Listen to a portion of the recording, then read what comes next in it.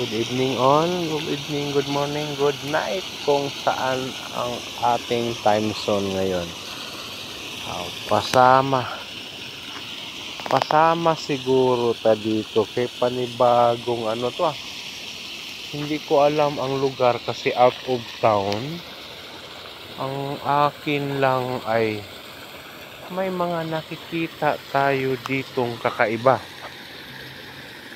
May fountain. May Miyana naman. Miyana talaga to. Miyana, Miss Bisaya, si Bubay. Sa mani nga Miyana man yun. Miyana, katutambal sa man ba? Gamot siya sa mga open wound. Basta bago lang. Hindi lang yung mga luma na sugat. Kayang-kaya to, men. Sa Miyana. Miyana, baka nang pwede po hagunoy. Unsa man na sa kuanoy. Tagalog yung hagunoy. Ito Miyana talaga to, oh. Oh. Miyana, yung mga bagong sugat kayang-kaya niya. Linisin ng husto yung halimbawa nagasgas, na subsob o na aksidente sa bisikleta. Tumakbo na sumimplang. Yon kayang-kaya po. Pero ang topic natin ay itong mga ilaw niya. Kakaiba. Ito ang gusto kong ilagay sa bahay.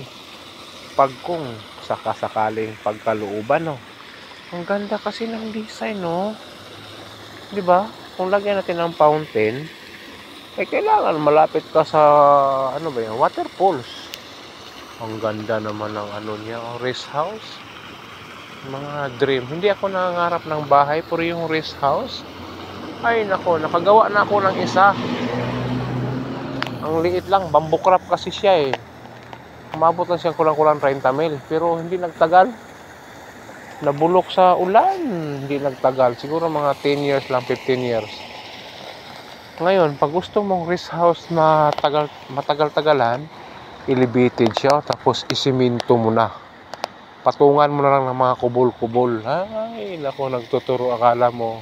Dito to. Kasi yung rest house ko na kulang-kulang 30K, hindi nagtagal, mga 12 years to 15 years lang, wala. Dapat pala ipatong siya ng semento.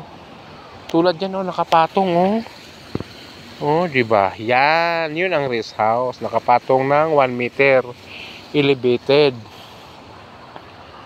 See? Ngayon, di ba ang ganda niya? Yan po. Ang galing naman ng zoom in ito.